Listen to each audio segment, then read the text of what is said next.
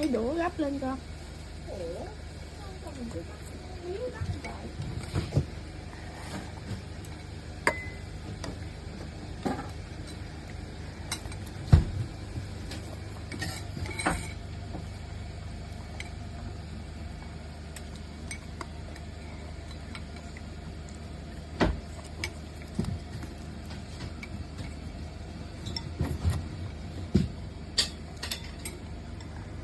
Con muốn thêm cái này.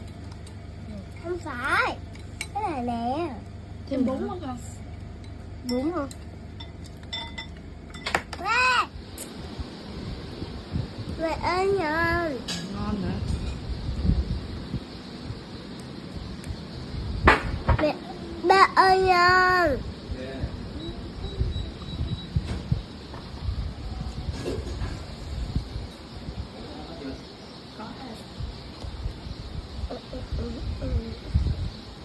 Giỏi ta. Giỏi ta.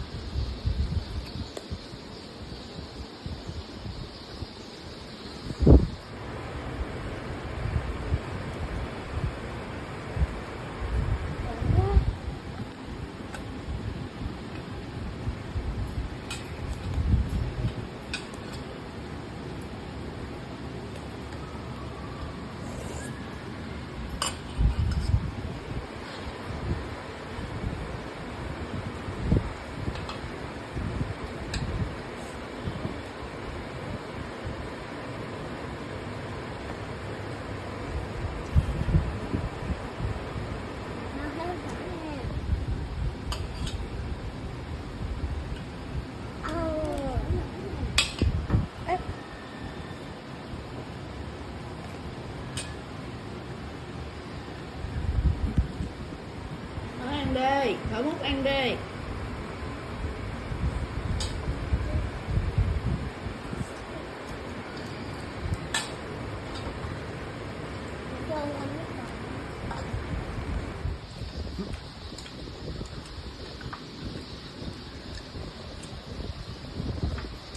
Bỏ xương này.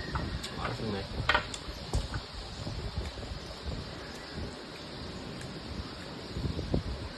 Thở múc cơm vô ăn nha. Đúng rồi, phải cho cái đùi khác nha. Múc cơm vô, cho tay múc cơm tiếp.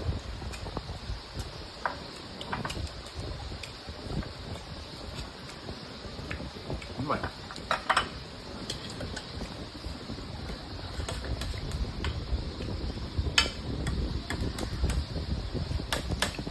Cái đùi nha. Wow.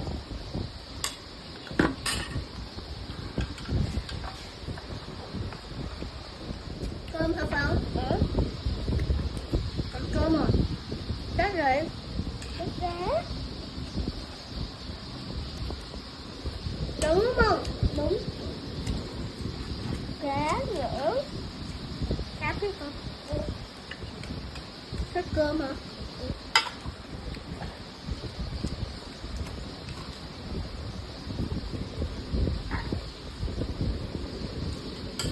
Có gì?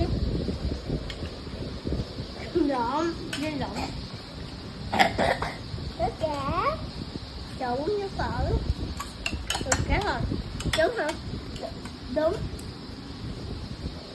Cơm. Rớt không à? Đúng rồi, cơm. Cơm. Uống rớt. Cá. Trời đúng rồi, phở muốn nhiều thắng. Phải lên đánh đứng nha. Chữ không?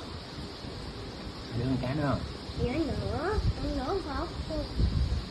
Con cũng không ăn nữa luôn. Hết cá chưa? Con cá hả?